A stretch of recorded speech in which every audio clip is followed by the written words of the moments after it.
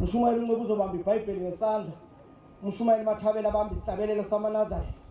Umshumayeli uNcube uzothi Jeremiah 30 ivesi ngaka 7. uMathabela uzobamba isihlabelelo 126 uzobamba uvesi 1 no4 no5 woza Ncube. Yeah.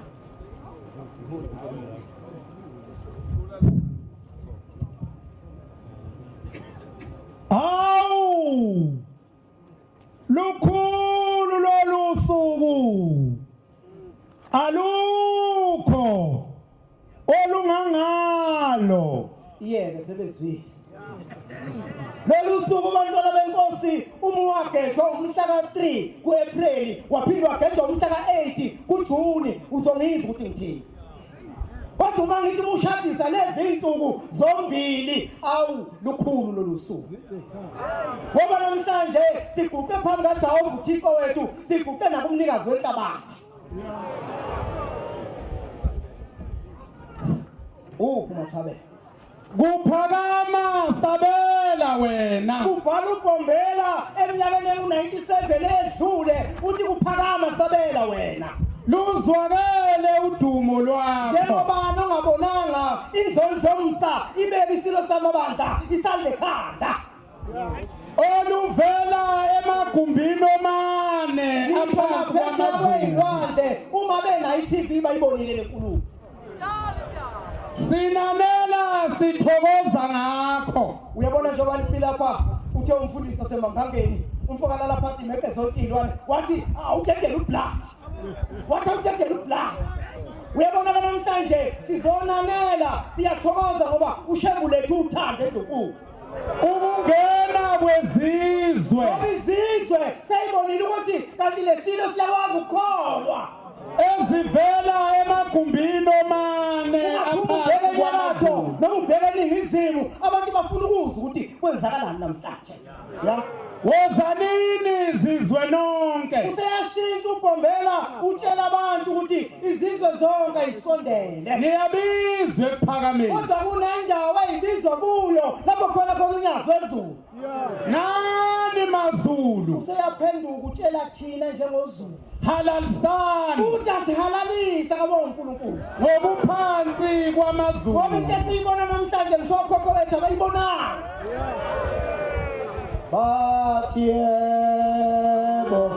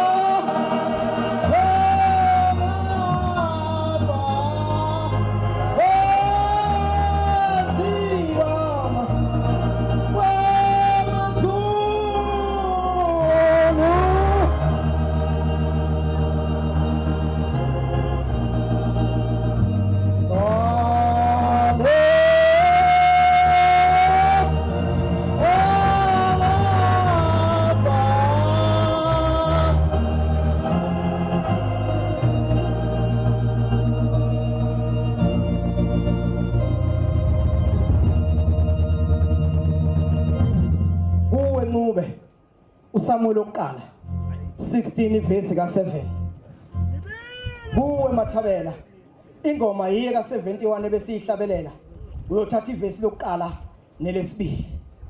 Bantwana benkosi njengoba silapha kukhona umbuzo onokungihlupha uma ngihamba ngenza umsebenzi kaShembe ukuthi kanti Shembe ugcoba abantu abanjani. Kanti umuntu okufuneka guqe lapha aqekethe ungathi uqhunye ugesi onjani. Nina lo mbuzo namhlanje ukuze umuntu ogotshiwe ikakhulukazi onesandla sikaShembe angadayisi ngoShembe. Ngizolokhu ngiqaphuna yena umfoka la phansi.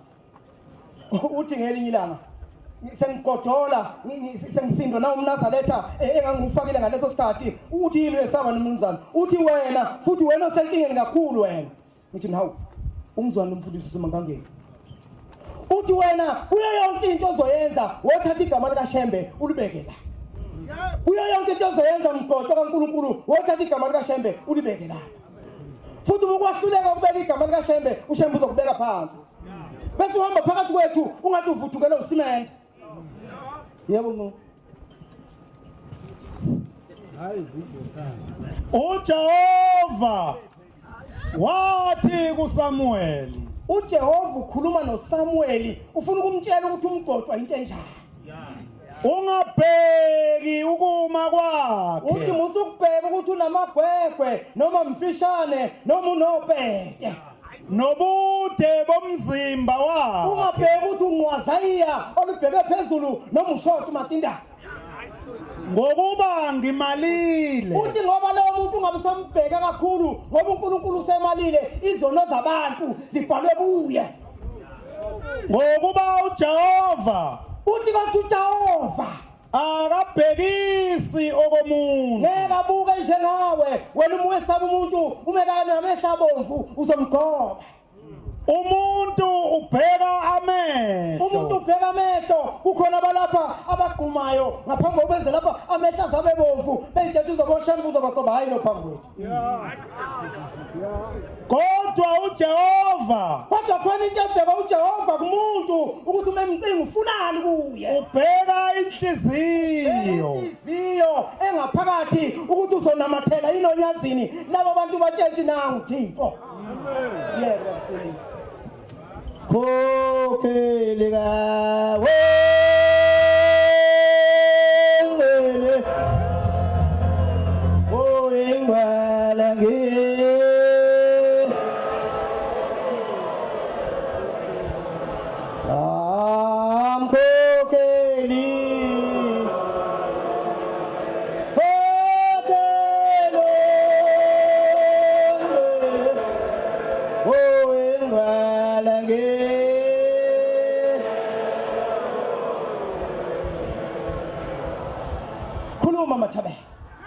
Nkosi yami ubungithanda uma ngabe ugotiwe kuleli sonto lonyazi kufuneka le verse ibhalwe enhlizweni nasengqondweni kuwe zingakaqini intaba funa wazi ukuthi uShembe wayelinda usuku azokuletha ngale emhlabeni bese abheka isikhathi azokugoba ngaso bese khanda isipanela anamathela inombolo wena ngeke uvule nomaphi kodwa uyovula lapho kuthoko uShembe waphakade wangcoba umuntu mezala kuleli sonto usuke umgotshwa uma ngabe usiphusha ufuna ubaba untombela bahambisa igama lakho ngenkani uzoshayise ngesiphundu phansi Ningukuqala kwendlela yakho okungenzeka ukuthi ngisho emndenini wakho uyaqala uba khona umgotshwa ziphathe kahle bese uthatha igama lika Shembe ulibeka la ngingumsebenzi wakho wasendulo kukhona abantu abaguqe lapha Shembe oyingwele abacelwa kuwe okufanele ukuthi umusu bagobile bese besibhalo bobufakazi ingakaqini imango uShembe wayekhona ekuqaleni ukhona namanje wayekwazi ekuqaleni uyakwazi namanje nemthombo yamanzi ingakampompozi ngamandla yebo wena fanele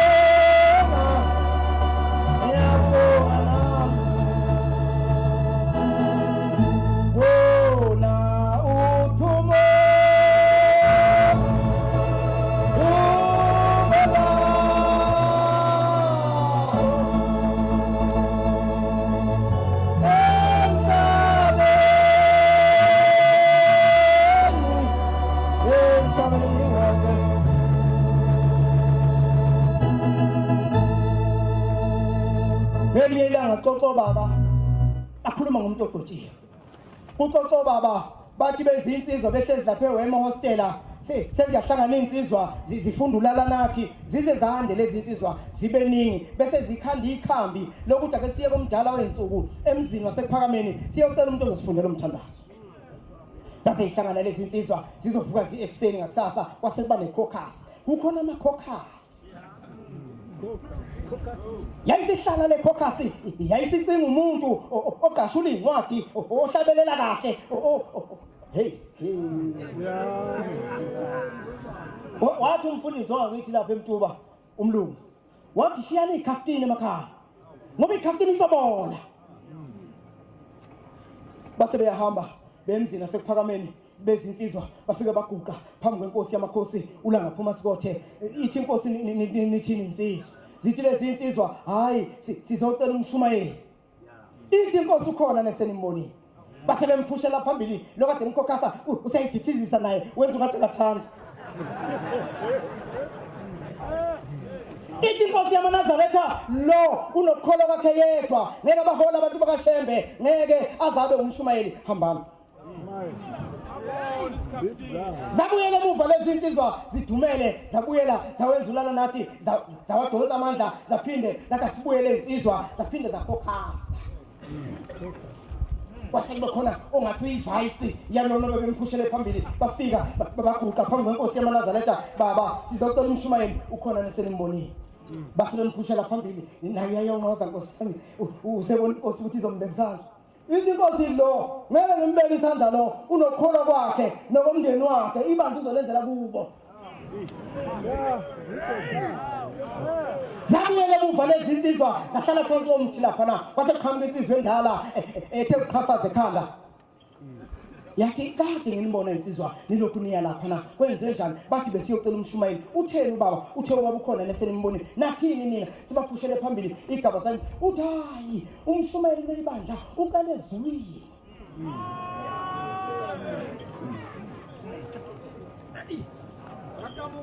Uthi lehambani nibuyele enkosini niyothi ngicela umshumayeli manje bese sibuza ubaba sizothi uthi nizothi umshumayeli baba simcela kuwe. Zahamba lezi insizwa zafike zaguqa lapha phambi kwendlu yomsa. Hawu senibuyele insizwa sesibuyile ukhona nesembonile Nkosi yamakhosi umshumayeli simcela kuwe.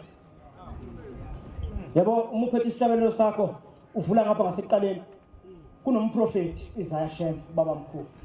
Kukhona abantu kuleli bandla abatshela ukuthi uma ungakwazi ukufunda wobuka lapho. Ushembe wayesekhona umuntu ongemuva ulona obuka baba mkhulu wathi nawe umshumayeli lo mshumayeli elithatha leli bandla azali ufake ezulwini ka uNkulunkulu.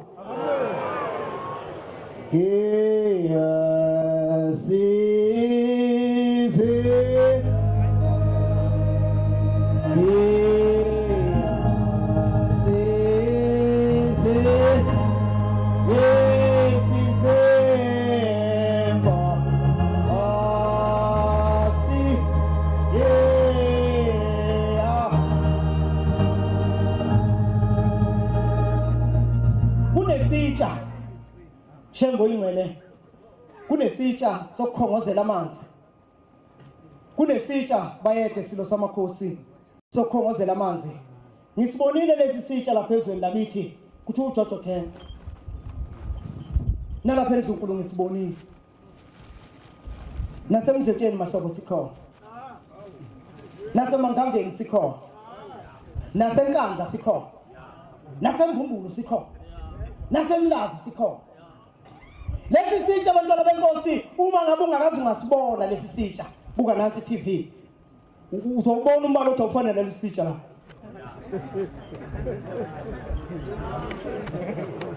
Ngelinye ilanga sesiyahamba ngisayithithizela nami kade ngithola isandla eKenani ngiyasaba nokungena emathempelini mahlobo.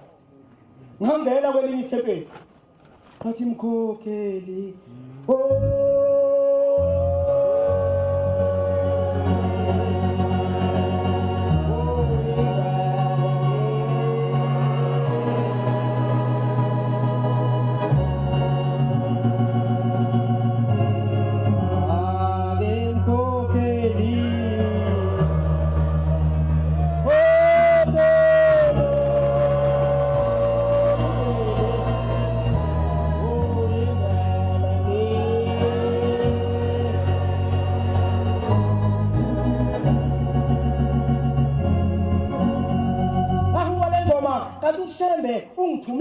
ungithume kumkhokheli sengathi lo mkhokheli Shembe Ingcwele engikhuluma ngaye phambi kwakho ungambusisa ngoba wakhombisa kuyakholwa ngase ngiyithathelela inkonzo bantwana benkosi ngayihuka ngakhuphuka nayo ngaphinde ngehla ngambona umkhokheli evula isikhwama khona lezi ikhwama lezi sibheke lezi ezibekwa phambi komama wasifaka wona bese sikhipha wayengibuka ivala inkonzo uShumayeli bese sukuma athi kade sinomfundisi asibonga amasi waphakamisa isandla umkhokheli wathi ngicela ukukhuluma uphakamisa isandla uphethe iphepha elibomvu wathi umfundisi wasentabazwe phansi ngo10 rand kuleli bandla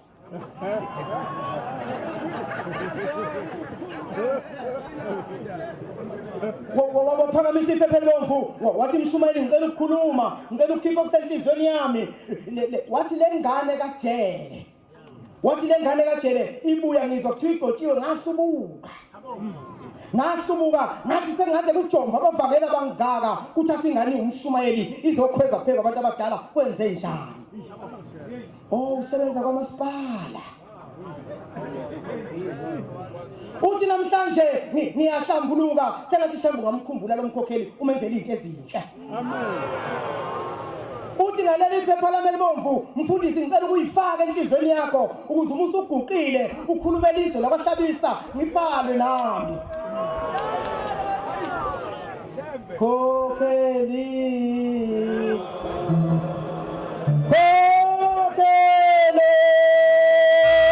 Ingcwele Ingcwele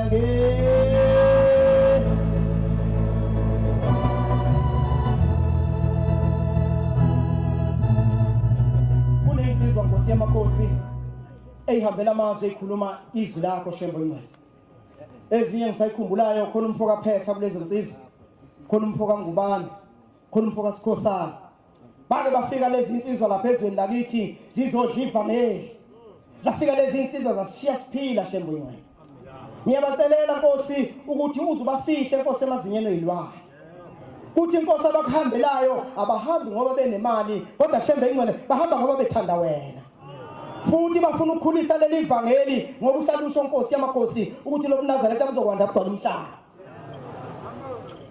sekusukuma insizwa kwaPhetha iyakhuluma ithi maNazaretha sake sathi sihleze ethempelini kwafika insizwa esencane ifaka iuniform yesikole yafika yanikwa inkonzo eshaya inkonzo lensizwa kwaphunywa kwahlala ngaphansi